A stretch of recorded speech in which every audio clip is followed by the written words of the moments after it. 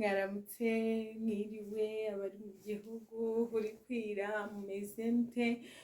Uyu munsi ni wa munsi nje kubabwira uburyo watega igitenge kandi ukaba uberewe. Nsuje abari mu bihugu byo hanze, reka ne kuvuga ngo iki n'iki murakora kunkurikirana, muri ab'agaciro. Imana ikibaha umugisha. Bari mu gihugu cy'u Rwanda, imbaraga mu ntera, thank you kunkurikirana, ndabashimiye kandi ndabakunda. I love you.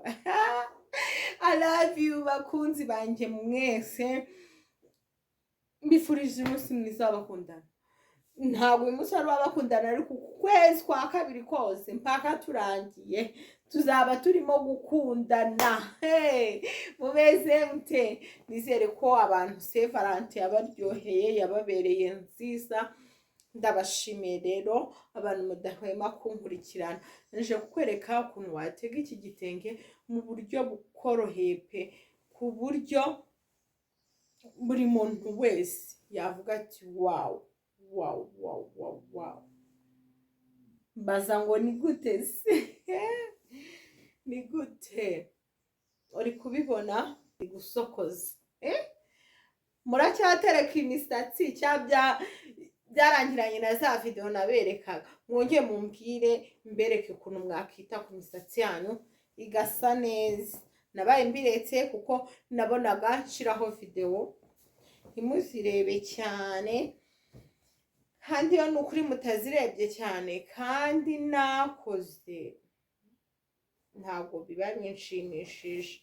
Rero mba nshiraho ibyo mushaka, mwandike muri comment nimba mushaka ko nabereka uko muzajya mutereka nyine imisatsi neza, mafutamine iki byose sibyo abasho.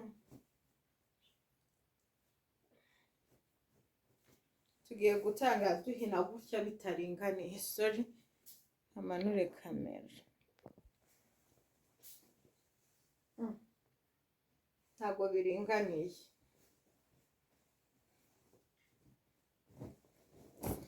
Turagikuba buhagaze gutya bitaringaniye, twongere tugarure gutya inyuma. Inyuma reba ukuntu tubigenje, naho ntabwo tubiringanije. Turahita aha ni inyuma, turahita tugarura akandi gato. Baby reba nako ntabwo twanganyije nka kakundi. Urabona ko ari amadara, twongere duhinemo. Turahita dukuba akantu kangana gutya. Reba ukuntu igitenge cyacu kinganye.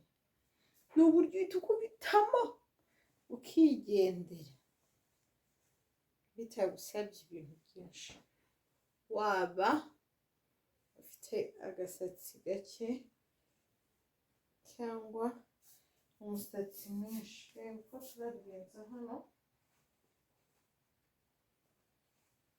turagobeka, ntabwo turi buzirike.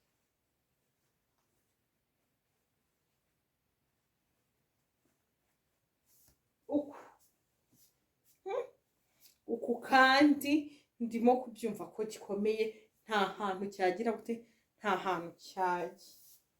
So bibonye ko kano nkagobetsemo, ndahita mfata iki. Guys, mumeze gute? Intego nziza. Narababwiye nimba uri kwiga gutega, sibyo?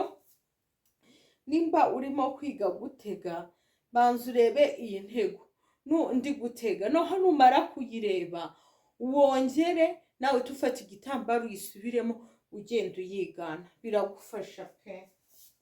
Sibyo nshuti zanjye?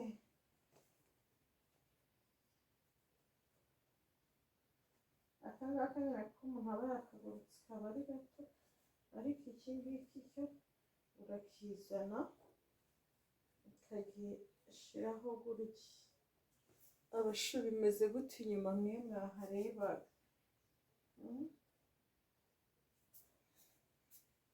Okay, intego nziza yoroshye. Abashu mubonye itoroshye, hari ibintu birenze.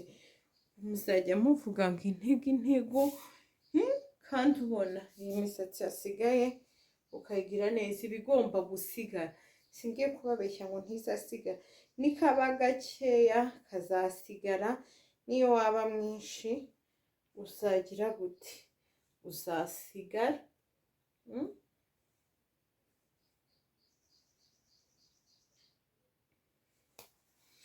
Intego yacu muyibonye gute? Iyi niyo ntego nabateguriye, urabona yuko ari intego nziza, nziza ibereye buri mubyeyi wese. Naberetse n'inyuma abantu mujya munsaba inyuma, uri kubibona uko hameze. Rero handika muri subscribe, umpe like, umpe comment, kugira ngo njye mbagezaho ibindi biganiro by'ubwenge tugira hano kuri Fofo TV Show. Ndabashimiye rero ababyeyi mwankurikiranye, turi kwiga gutega, mureke dusirimuke. Nsaba wowe utarakora subscribe kuri Fofo TV Show, kora subscribe, kore like na comment, kugira tujye tubana mu biganiro by'ubwenge tugira hano kuri Fofo TV Show. Ndabashimiye rero, mureke tuzasubire ubutaha mu zindi video. Mugire ibihe byiza, ndabakunda, naho ubutaha.